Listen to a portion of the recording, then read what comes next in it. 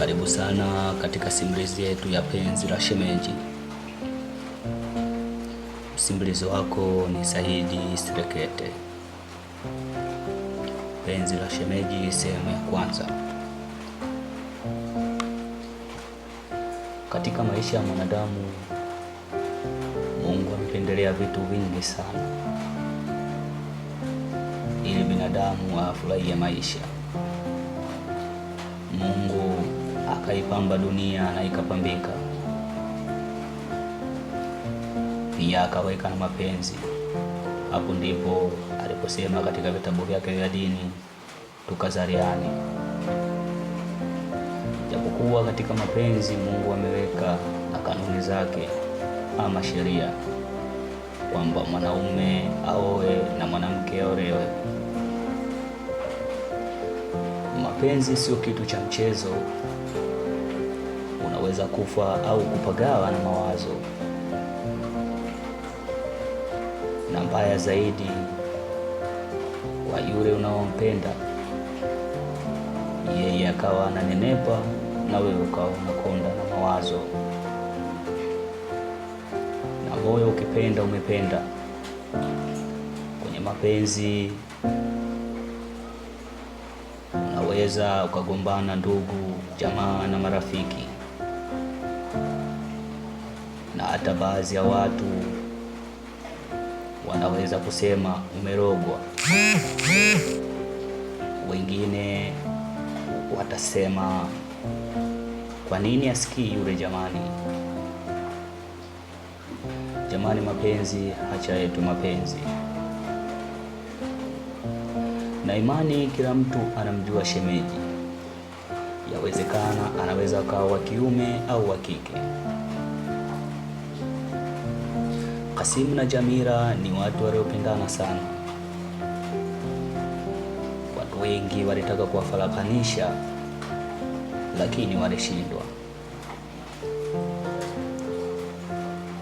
Siku moja Kasimu alisafiri msafara wa kikazi kutoka Tanga kwenda jijini Dar es Salaam. Alimwaga mke wake, tena wakiwa kitandani. Mke wangu, niambie mume wangu kipenzi. Mungu, nini tena mke wangu? Nilikuwa nakaa vizuri jamani. Okay, sawa. Sasa kama nilivyokuambia, kesho kutwa mimi naondoka, na hapa nyumbani atakuja mdogo wangu. Na huyu mdogo wangu amemaliza shule na anahitaji kwenda kujiendeleza na masomo yake. Mume wangu jamani, kwa nini usimwambie haji hata kesho, au kachukua umlete kisha wewe uondoke? Okay, yote heri mke wangu. Tena mpigie simu mwambie kesho aje. Okay, sawa. Kasimu alichukua simu na kisha kumpigia mdogo wake.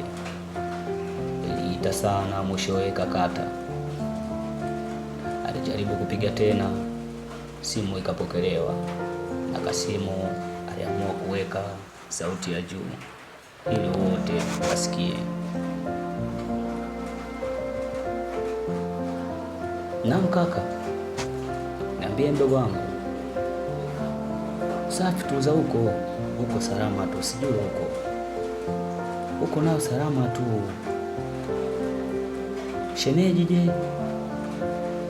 Nao mzima. Okay, niambie ndugu yangu. Safi, sasa ndio.